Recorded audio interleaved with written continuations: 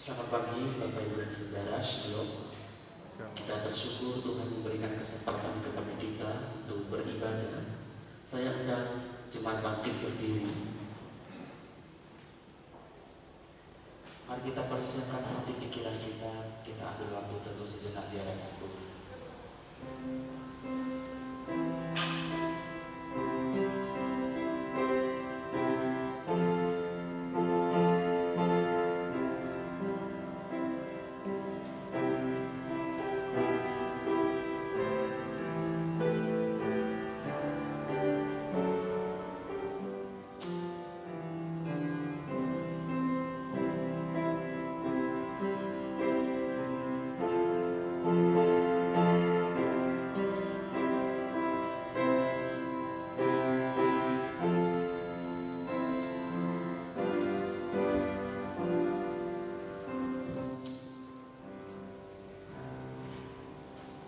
Hai umat yang telah ditebus dan selamatkan oleh Tuhan, marilah kita beribadah kepada Tuhan dengan tulus, ikhlas dan setia.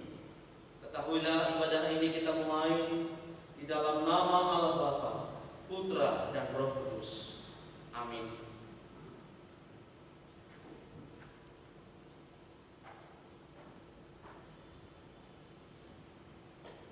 Tuhan Allah hadir, mari kita sujud dan sembah Dia.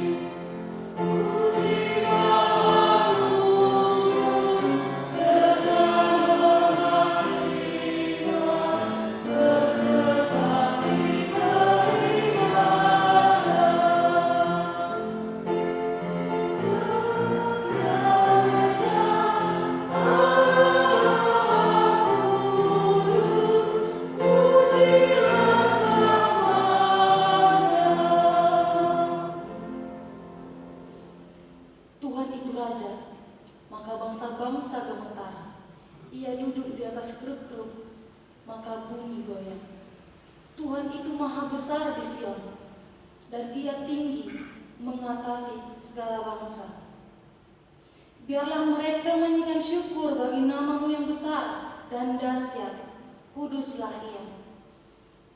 Mazmur 99 ayat 1-3 adalah nats pemimpin kita untuk hari ini. Jemaat Tuhan dipersilakan duduk kembali. Sebelum kita mengakui setiap dosa dan pelanggaran kita, mari kita menyapa kembali bahwa begitu lembut suara Yesus memanggil kita. Mari kita pujikan lagu yang mengatakan, lemah lembut suara Yesus memanggil. Oh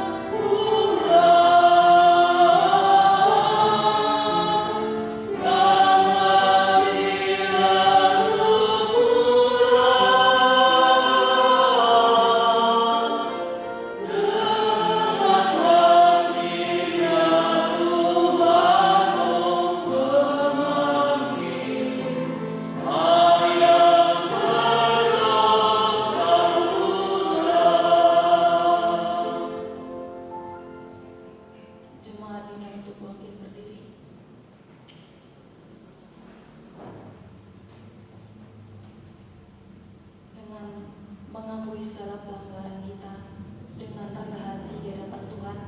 Mari kita bersama-sama mengaku setiap dosa dan pelanggaran kita di hadapan Tuhan. Mari kita bersatu di dalam doa.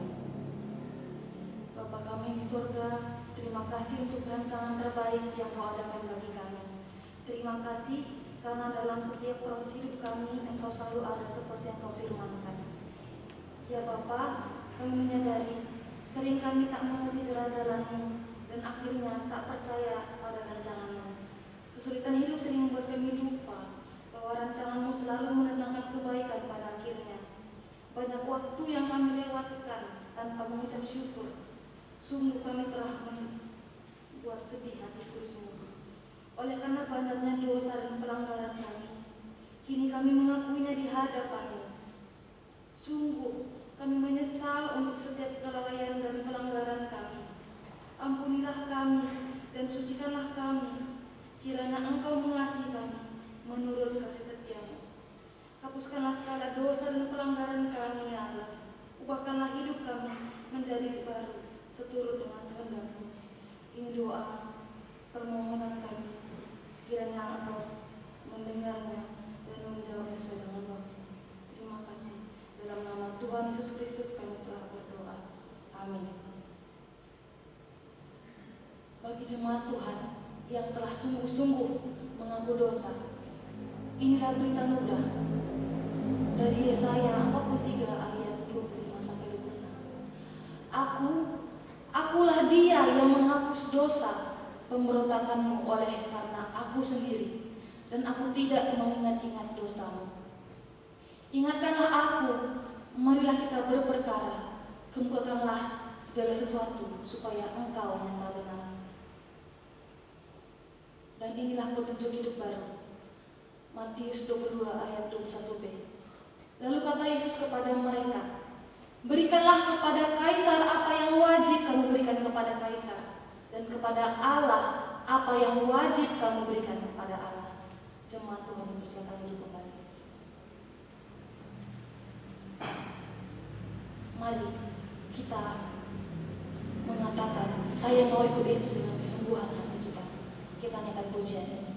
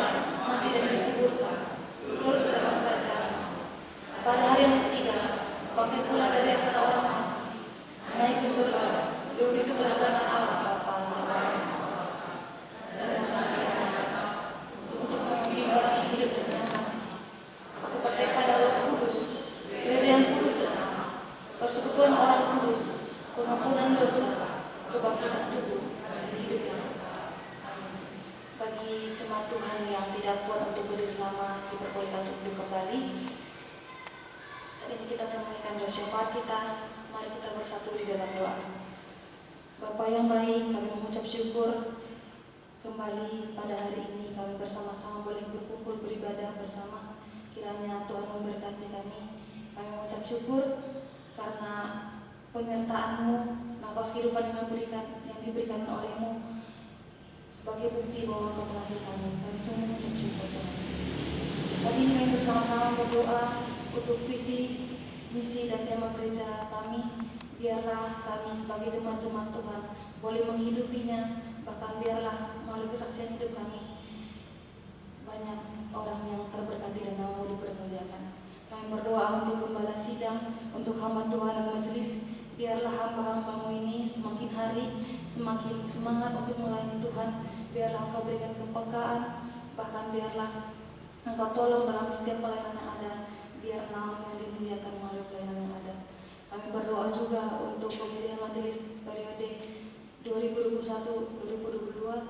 Biarlah pemilihan yang akan berlangsung nanti boleh terjadi atas kehendak-Mu, dan siapapun yang akan terpilih nanti, biarlah kami boleh menerimanya dan taat kepada pemimpin kami. Kami juga berdoa untuk Sinode GKT, biarlah setiap pelayanan kami, biarlah hamba-hamba Tuhan yang turut melayani di Sinode GKT boleh melaksanakan tugas tanggung jawab dengan baik, dan setiap pelayanan yang sudah direncanakan biarlah Engkau berkenan atasnya. Kami berdoa untuk pertumbuhan dan perkembangan GKT Pos PI Situbondo. Biarlah anak-anak Tuhan yang melayani di sana boleh Engkau tolong, Engkau perbarui, biarlah mereka semangat untuk terus melayani Engkau. Bahkan jemaat-jemaatnya juga boleh setia untuk mengikut Engkau. Kami berdoa untuk dana pengembangan SKA Probolinggo. Tuhan, kami percaya setiap kebutuhan SKA Probolinggo Engkau lah yang mencukupkan. Bahkan biarlah Engkau memberkati setiap kebutuhan yang ada melalui hamba-hamba-Mu. Dan kami juga berdoa untuk bangsa dan negara kami Tuhan. Biarlah pemulihan terjadi atas bangsa kami. Biarlah kesembuhan terjadi atas bangsa kami. Kami rindu Tuhan, corona ini boleh segera usai. Kami berdoa biarlah pemimpin-pemimpin kami, mulai dari yang tertinggi bahkan yang terendah, boleh melakukan tugas tanggung jawab mereka dengan sungguh-sungguh, dengan menyadari bahwa mereka bukan bekerja untuk manusia saja, tetapi untuk Tuhan. Kami berdoa untuk pertumbuhan iman Saudara Dani, Saudara Mahendra Hansen, Saudara Febrianto Halim, Saudara Andre Gunadi, Saudara Rean. Biarlah mereka dalam proses pengenalan akan Tuhan boleh setia dan semakin mengasihi Tuhan hari lepas hari.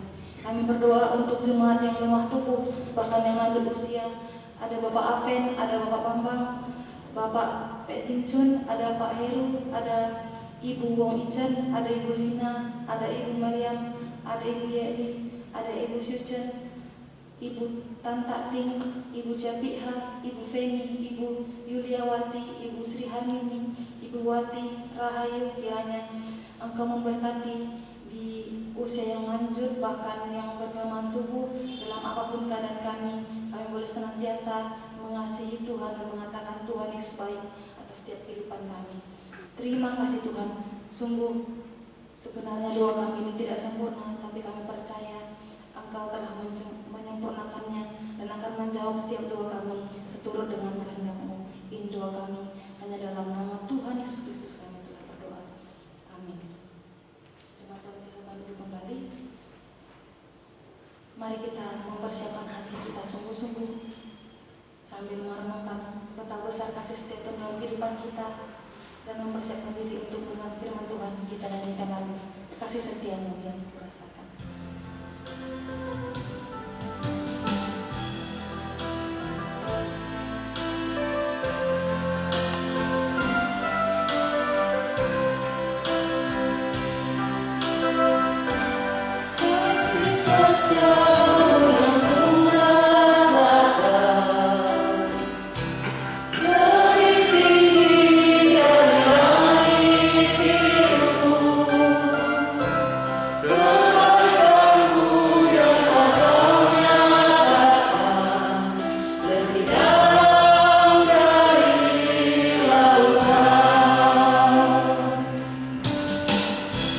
Berkamu yang telah ku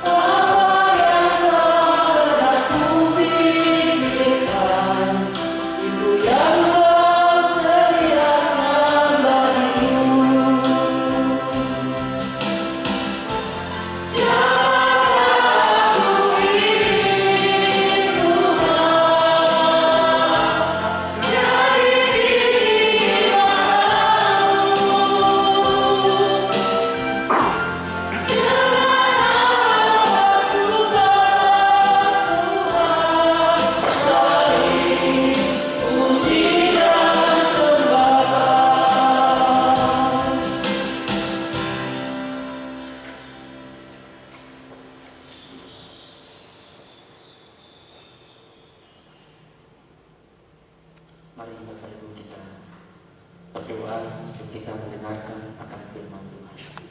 Mari kita bersatu dalam doa. Sungguh kami bersyukur kepada Tuhan.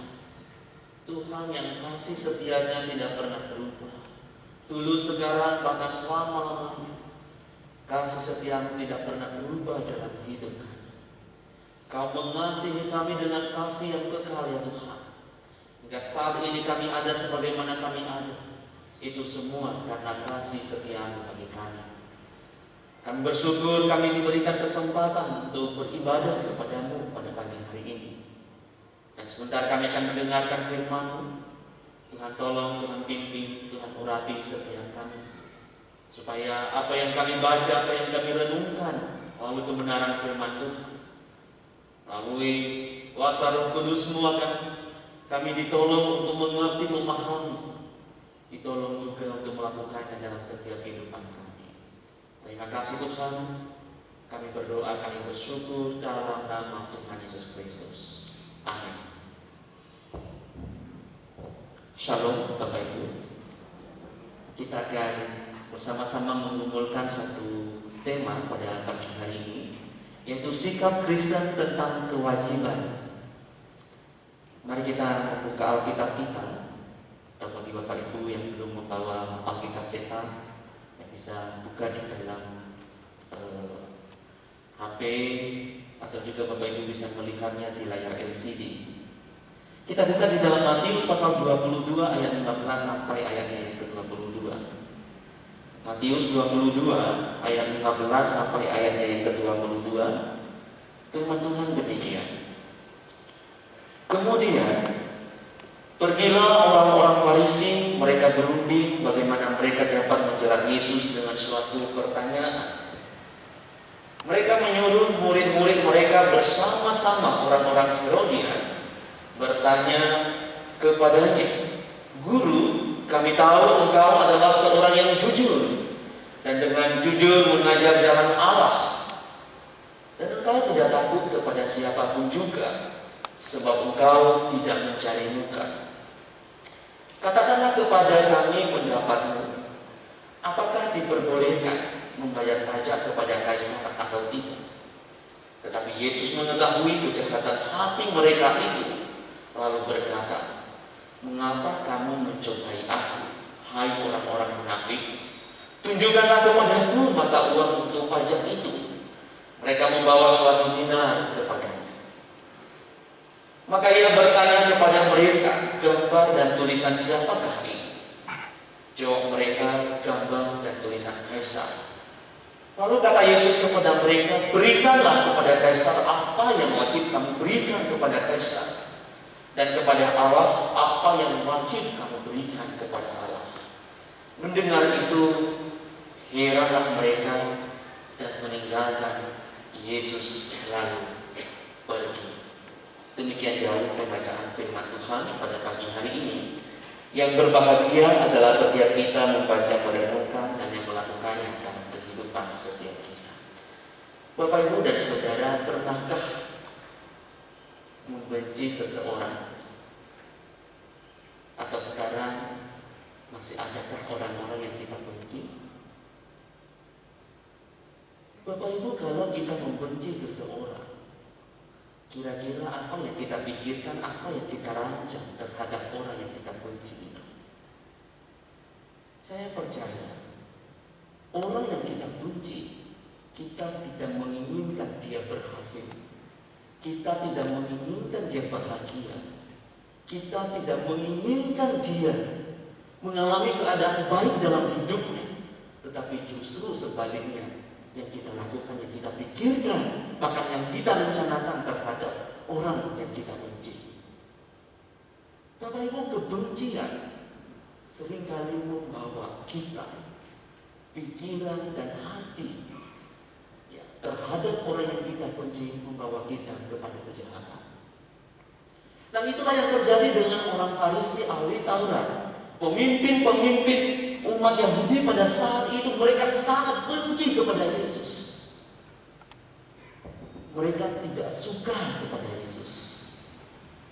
Mungkin kita bertanya, mengapa orang Farisi, ahli Taurat, dan juga pemimpin-pemimpin yang lain, orang Saduki, begitu membenci Yesus? Apa alasannya?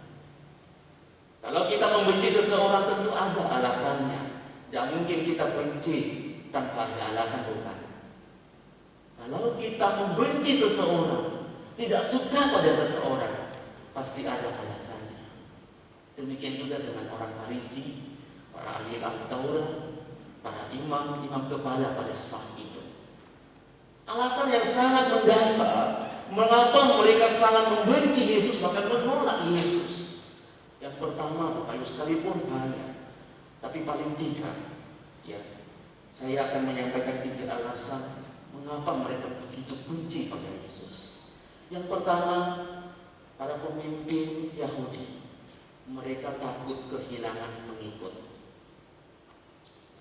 Karena mereka melihat, ya, setiap hari orang yang mengikut Yesus, orang yang percaya kepada Yesus, semakin hari semakin bertambah banyak.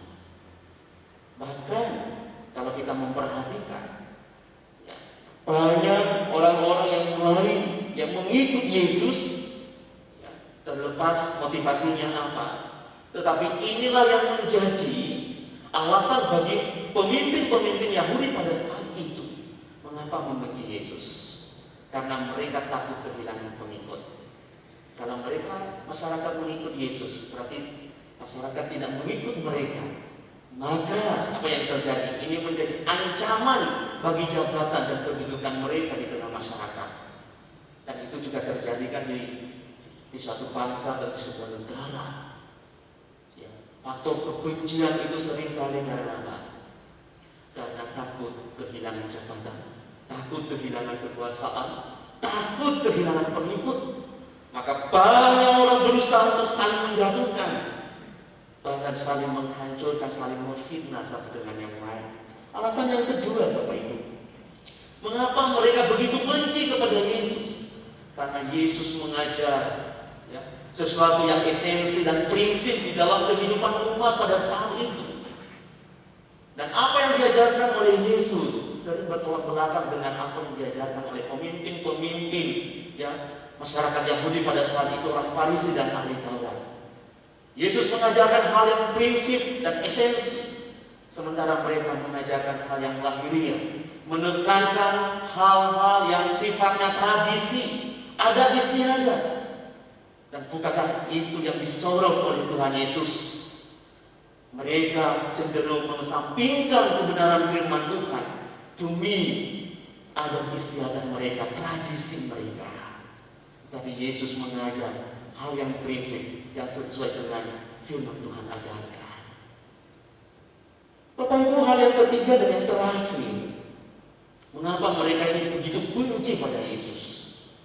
Karena mereka melihat Yesus ini adalah anak tukang kayu, dan tentu dia belum menjalani pendidikan seperti pemimpin-pemimpin agama pada saat itu.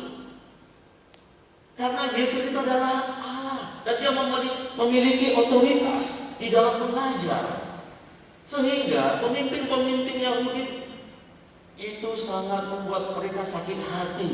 Kenapa?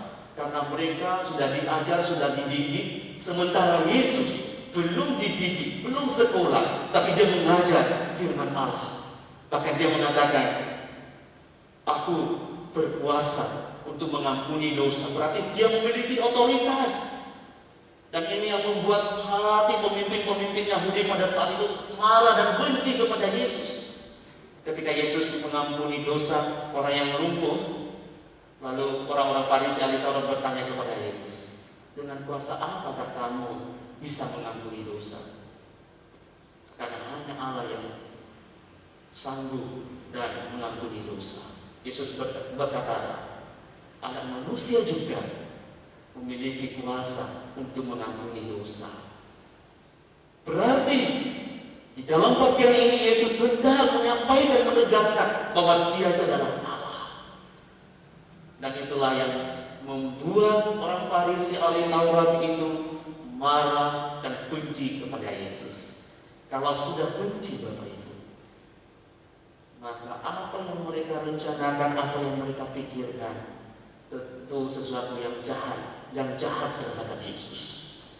Mereka terus mencari cara bagaimana caranya supaya Yesus ini ditangkap, bagaimana caranya supaya Yesus ini bisa dibunuh atau mungkin bisa dihukum mati. Dan salah satu cara yang mereka lakukan pada saat itu dengan memberikan sebuah pertanyaan kepada Tuhan Yesus. Orang Farisi bersama dengan kelompok Herodian. Kelompok Herodian ini adalah partainya Herodes atau pengikutnya Herodes. Yang sebenarnya orang Herodian dengan orang Farisi ini tidak akur. Dan juga beberapa kelompok yang lain tidak akur. Tetapi untuk menjebak Yesus, untuk melawan Yesus, mereka bersatu untuk apa? Untuk menjerat Tuhan Yesus. Mereka bertanya kepada Yesus. Ini pertanyaannya. Bolehkah membayar pajak kepada Kaisar atau tidak? Bolehkah membayar pajak kepada Kaisar atau tidak? Pertanyaan ini simpel, sederhana. Jawabannya juga simpel dan sederhana. Hanya menjawab boleh atau tidak. Tetapi tahukah Bapak Ibu?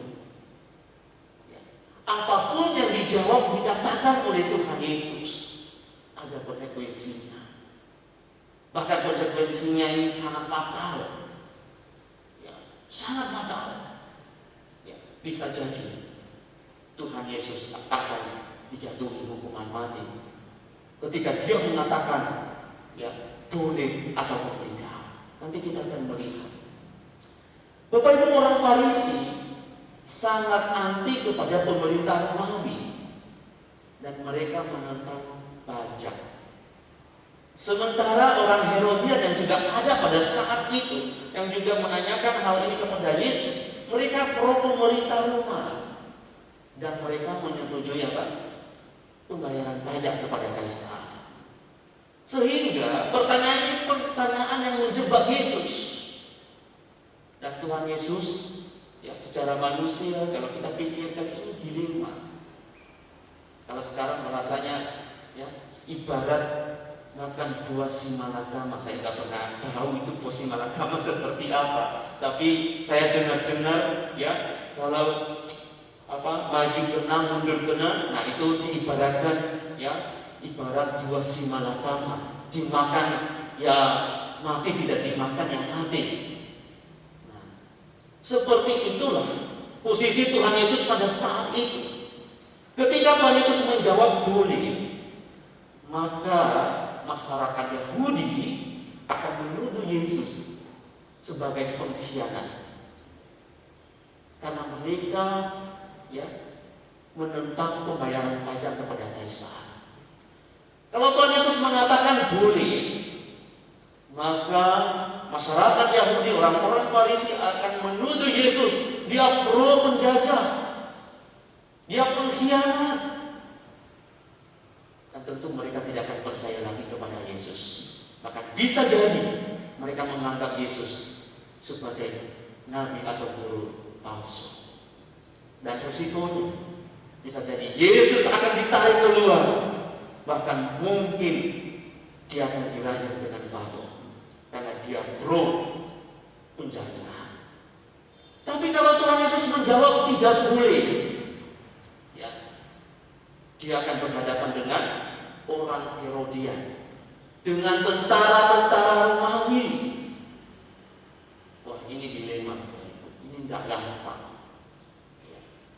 Kalau Yesus berkata tidak boleh membayar pajak kepada Kaisar, maka saya percaya pada waktu yang tidak lama akan datang tentara-tentara Romawi meringkus Yesus dan bisa jadi dia akan dijatuhi hukuman mati. Bapak Ibu, apapun jawaban yang diberikan oleh Tuhan Yesus, ada konsekuensinya, ada akibatnya. Tapi mari kita melihat bagaimana Yesus dengan hikmatnya menjawab pertanyaan tersebut. Di dalam ayat 21, berikanlah kepada Kaisar apa yang wajib kamu berikan kepada Kaisar, dan kepada Allah apa yang wajib kamu berikan kepada Allah. Ini luar biasanya Tuhan Yesus menjawab.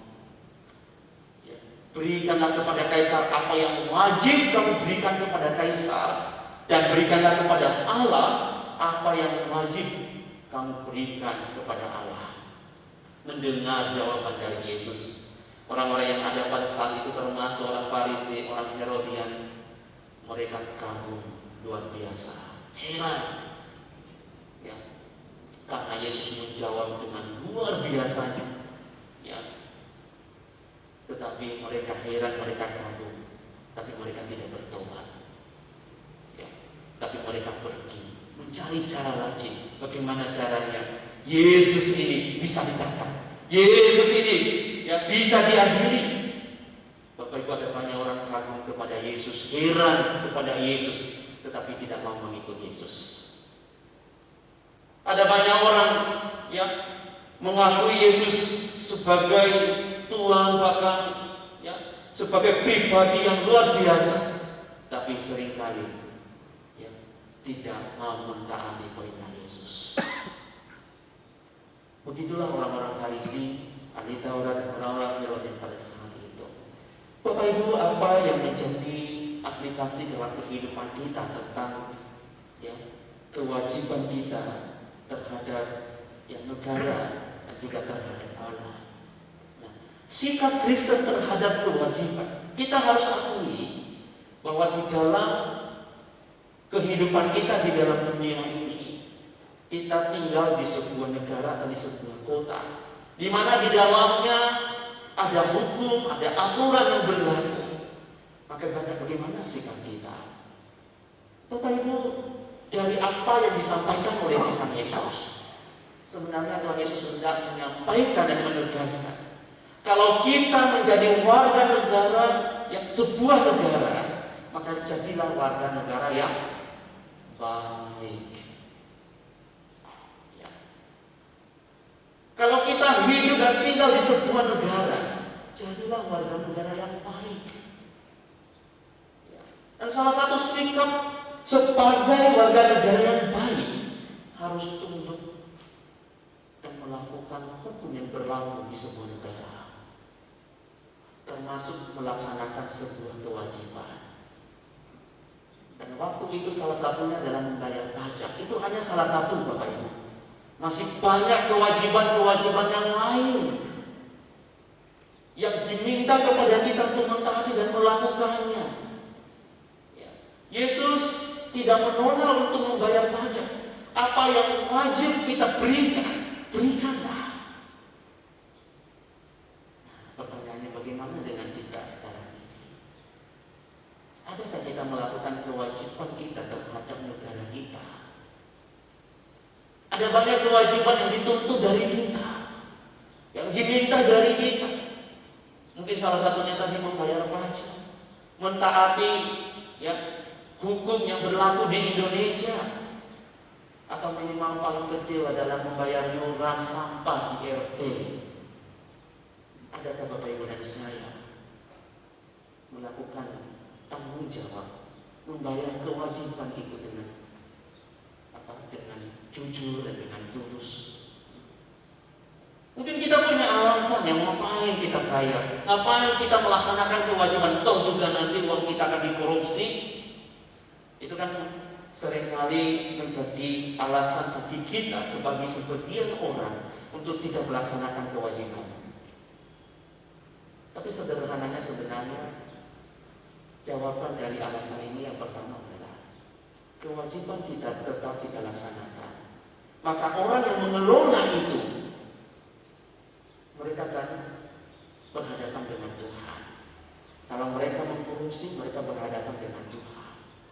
Kalau mereka mengelola tidak benar, tidak pada tempatnya, maka mereka akan berhadapan dengan Tuhan. Tetapi kewajiban kita sebagai orang Kristen, sebagai warga negara, marilah kita tetap melakukan dan melaksanakannya. Contoh sederhana tadi, membayar iuran ya, iuran yang sampah, saya dengar yang di beberapa RT ada yang nggak membayar, padahal cuma 10.000 katanya. mereka ya, 10.000, 15.000 ya, tidak mau membayar. Ya kalau orang dunia tidak mau membayar, ya sudahlah. Tapi kalau orang Kristen, ya apa kata dunia gitu ya? Apa kata dunia, kita tidak menjadi kesaksian yang baik. Dan sekali lagi ajaran Tuhan Yesus, jadilah warga negara yang baik. Laksanakanlah kewajibanmu di dalam sebuah negara. Ya.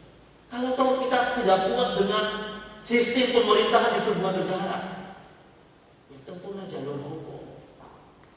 Ya, jangan anarkis seperti yang kita lihat sekarang ini, tidak puas ya merusak, ya demo dan macam-macam yang lain. Ada hukum aja, aturan ada di sebuah negara. Lakukanlah itu, percuma. Ada berkali alasannya juga percuma. Sia-sia saja kalau kita mengajukan, ya percuma. Pasti kita tidak akan menang. Tapi ada hal yang bisa kita lakukan. Apa itu? Jangan pernah golput saat pemilu. Datanglah dan berpartisipasilah. Karena itu yang bisa kita lakukan. Kenapa?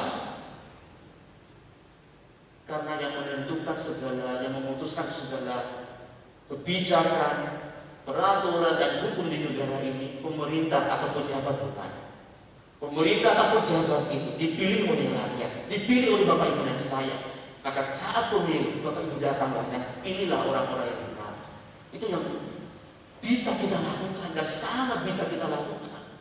Sehingga di dalam prakteknya nanti, di dalam sistem sebuah pemerintahan, maka orang-orang yang benar menggumulkan dan memutuskan segala kebijakan dengan baik dan benar. Tapi kalau toh nanti kita pada prakteknya kita melihat ada banyak praktek-praktek yang tidak baik, yang tidak benar, ya sudah, Tuhan nanti yang akan mengadili. Ya. Dan hal yang ketiga yang bisa kita lakukan, Bapak Ibu, doakanlah ya para pemimpin, para pejabat, para pemerintah ya yang mengambil, yang memutuskan segala kebijakan itu, segala peraturan dan hukum itu. Doakanlah. Saya tidak tahu apakah Bapak Ibu pernah mendoakan yang pemerintah. Kalau setiap minggu ya pasti kita doakan ya bangsa dan negara kita. Kita doakan pemerintah. Tapi secara pribadi di rumah, apakah Bapak Ibu mendoakan pemerintah? Mendoakan para pemimpin? Itu yang bisa kita lakukan. Maka Bapak Ibu simpelnya, marilah kita melaksanakan segala kewajiban kita, mentaati hukum yang berlaku di Indonesia, karena kita hidup di Indonesia. Ya, contohnya kalau kita yang mengemudikan kendaraan baik roda 2, apakah kita mentaati, maupun roda 4, apakah kita mentaati rambu-rambu lalu lintas? Pakai helm. Ini sebenarnya hal yang simpel dan sederhana, bukan? Tapi itu sesuatu yang harus kita taati dan kita lakukan. Karena kita adalah sebagai warga negara yang baik. Yang terakhir, Bapak Ibu, sikap Kristen terhadap kewajiban. Kewajiban kita juga, kita adalah warga negara surga, warga kerajaan surga. Maka jadilah warga kerajaan surga yang baik. Hiduplah di dalam kebenaran sebagaimana tema kita, hidup di dalam kebenaran. Ya. Mengabdikan diri kepada Allah, hidup di dalam kekudusan, hidup di dalam kesetiaan kepada Allah. Bapak Ibu, mungkin kita katakan kita sudah memberikan persembahan kepada Tuhan, berarti itu kewajiban saya. Yang paling esensi dan prinsip yang kita persembahkan kepada Tuhan itu adalah hidup kita. Dan itulah yang diminta oleh Tuhan dari kita. Serahkanlah hidupmu kepada Tuhan. Hidup yang seperti apa? Hidup yang benar. Hidup yang seperti apa? Hidup yang kudus. Hidup yang seperti apa? Hidup yang setia melakukan perintahnya. Ya, aku menyerahkan hidupku setiap hari Minggu kok. Tapi apakah hidup yang kita serahkan ini hidup yang memuliakan Tuhan? Hidup yang sungguh-sungguh, hidup setur dan sesuai dengan kehendaknya. Sekali lagi Bapak Ibu, warga negara kerajaan surga, maka wajib atau harus kita hidup sesuai dengan aturan atau hukum yang berlaku di dalam kerajaan surga. Hidup benar, hidup kudus, hidup setia. Dan itu yang Tuhan kehendaki bagi kita. Dan kiranya Tuhan menolong memimpin kita semua untuk senantiasa menunjukkan sikap Kristen yang baik yang telah Tuhan Yesus ajarkan bagi kita. Baik saat kita hidup di dalam dunia ini, marilah kita menjadi masyarakat orang Kristen yang baik, yang menjadi kesaksian bagi banyak orang dan yang memuliakan Tuhan. Maupun juga hidup kita terhadap Tuhan, marilah kita hidup seturut dan sesuai dengan kehendak-Nya. Dan kiranya Tuhan menolong, memimpin setiap kita. Mari kita tenang kepada kita masuk. Ya Tuhan, kami menyadari kami belum menjadi warga negara yang baik ketika kami hidup di tengah masyarakat di sebuah negara, yaitu negara kami Indonesia. Kami menyadari kami belum menjadi warga negara yang baik seperti yang Kau kehendaki. Juga ketika kami menyebut diri kami sebagai anggota kerajaan surga, kami juga menyadari kami belum menjadi warga negara surga yang Engkau kehendaki. Ampunilah kami ya Tuhan, dan melalui kebenaran firman Tuhan pada pagi hari ini, kiranya kami terus didorong supaya kami boleh hidup sebagaimana yang Engkau kehendaki bagi kami. Kami hidup sebagai warga negara yang baik, kami juga hidup sebagai warga kerajaan Allah. Kami mentaati akan perintah-perintah-Mu. Kami hidup di dalam kebenaran, di dalam kekudusan, dan di dalam kesetiaan kepada-Mu. Terima kasih Bapa, dalam nama Yesus kami berdoa. Amin. Seperti firman Tuhan yang telah diberitakan, hidup kita adalah persembahan. Untuk itu, mari kita persembahkan hidup kita, hidup yang kudus, yang berkenan di hadapan Tuhan. Mari kita nyanyikan lagu Tuhan Ambil Hidupku.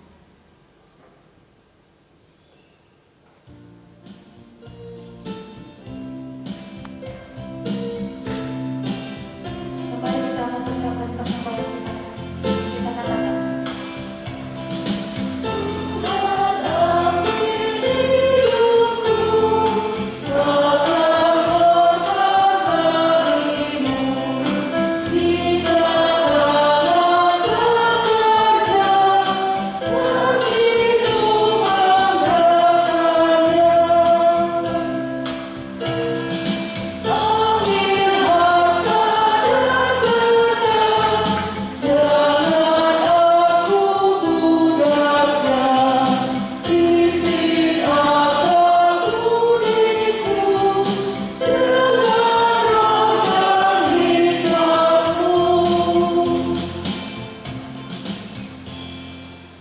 jemaat Tuhan, untuk sebelum kita mendoakan persembahan kita, saya mau untuk bangkit berdiri.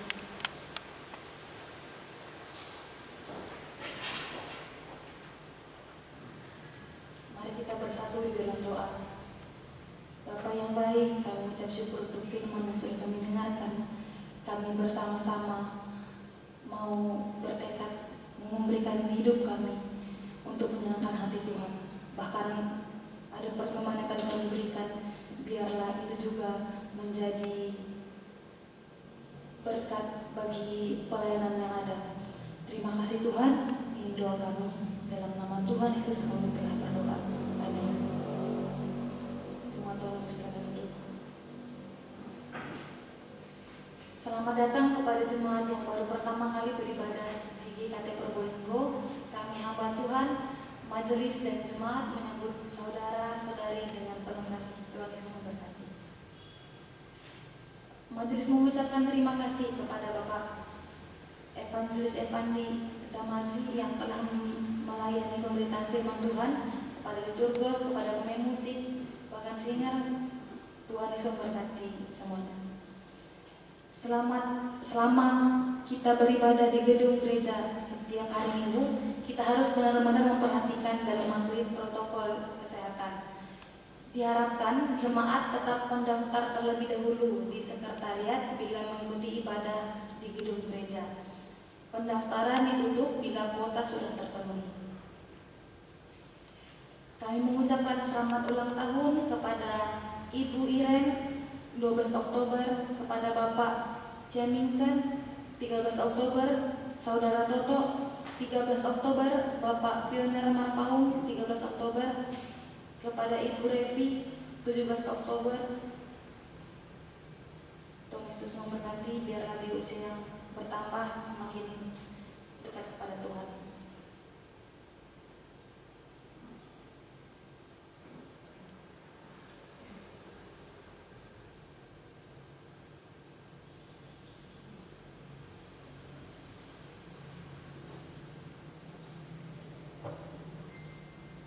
Baik, Bapak Ibu, kita akan berdoa bagi jemaat yang berulang tahun. Untuk Ibu Irene Felicia Sugiarto, Bapak Jamingsen, Saudara Toto, Bapak Pioner Marpal, Ibu Revi Irian Sanjaya. Baik, Bapak Ibu, kita akan berdoa untuk saudara kita yang berulang tahun. Mari kita bersatu dalam doa. Kami bersyukur kepada-Mu Tuhan. Kau telah memimpin, menyertai, dan juga menambahkan usia kepada saudara kami yang berulang tahun di dalam minggu yang telah kami lewati. Baik untuk Ibu Irene, Bapak Jamingsen, Saudara Toto, Bapak Pioner Marpau, dan juga Ibu Revi Irian Sanjaya.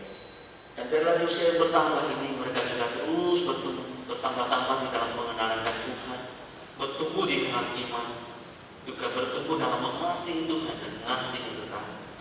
Dalam setiap pergumulan mereka, Tuhan berikan kekuatan. Di dalam cita-cita harapan yang masih dikejar, Tuhan, mohon Engkau yang memimpin menyertai setiap mereka, sehingga mereka bisa mencapainya, menggapainya dengan pimpinan dan pertolongan yang daripada Tuhan. Berkati kesehatan, berkati keluarga, berkati usaha pekerjaan hamba-Hamba-Mu ini, ya Tuhan. Inilah doa kami Tuhan, dalam nama Yesus Kristus kami sudah berdoa. Amin. Segala pujian, hormat, kemuliaan hanya bagi Allah. Saya undang jemaat untuk bangkit berdiri.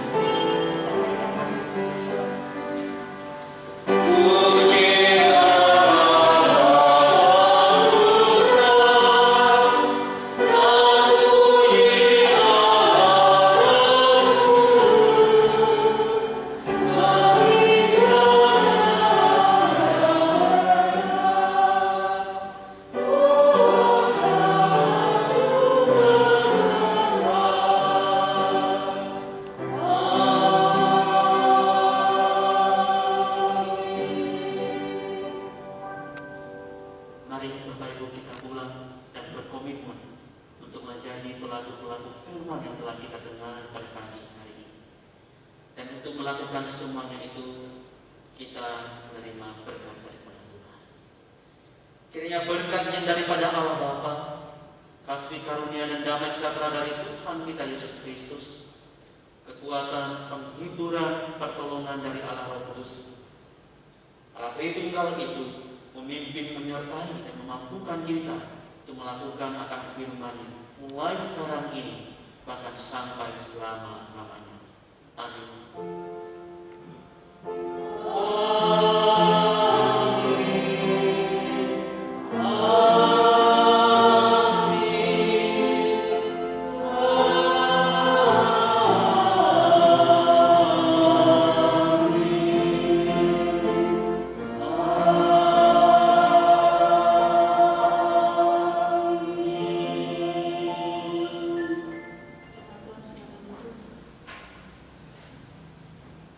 Mari bersatu